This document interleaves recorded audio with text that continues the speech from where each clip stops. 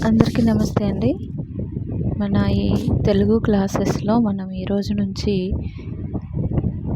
తెలుగు అక్షరాలు ఎలా చదవాలి, ఎలా రాయాలి అనేది నేర్చుకుందాము. వాటికంటే ముందుగా ఒక చిన్న కథ చెప్దామని అనుకుంటున్నాను. కథ ఏంటి అంటే,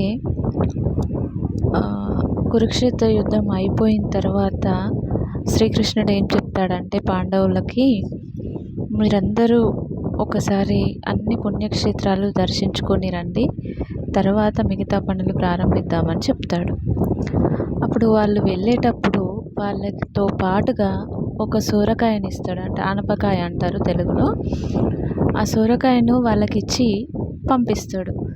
ఏం చెప్తాడంటే వెళ్ళేటప్పుడు, మీరెక్కడికి వెళ్ళినా, ఏ నదిలో మునిగినా కూడా ఈ సొరకాయను కూడా అదే నదిలో ముంచి తిరిగి తీసుకొని రండి అని చెప్తాడు.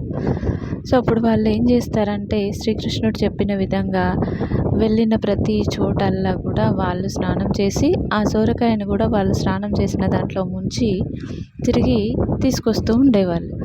అలా అలా అలా అన్ని పుణ్యక్షేత్రాలు తిరిగిన తర్వాత చివరికి ఇంటికి వచ్చిన తర్వాత ఏం చేస్తాడంటే, ధర్మరాజు కృష్ణుడి దగ్గరికి వెళ్ళి, కృష్ణ, నువ్వు చెప్పినట్టుగానే మాతో పాటుగా ఈ సొరకాయను కూడా మేము ప్రతి పుణ్యక్షేత్రంలో స్నానం చేయించి తీసుకొని వచ్చాము, ఇప్పుడు దీన్ని ఏం చేయాలి అని అడుగుతాడు.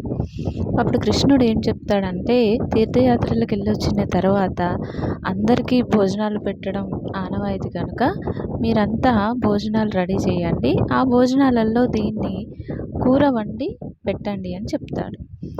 అప్పుడు వీళ్ళందరూ ఏం చేస్తారంటే, ఈ ధర్మరాజు మిగతా వాళ్ళంతా కూడా అన్నీ సిద్ధం చేసి సొరకాయ కూర కూడా రెడీ చేసి అందరినీ పిలిచి భోజనాలు పెడతారు.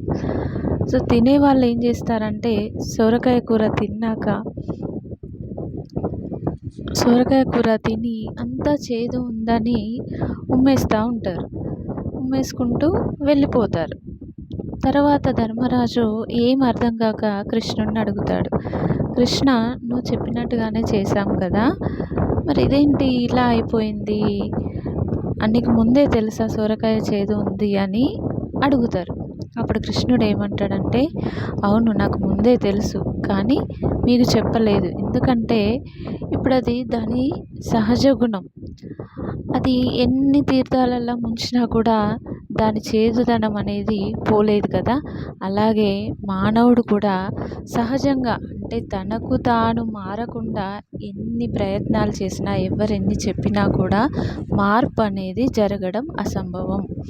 అంటే మనిషి అనేవాడు తనకు తానుగా మార్చుకోవడానికి ప్రయత్నం చేయాలి. అలాగైతేనే మనిషి అనేవాడు మారుతాడు.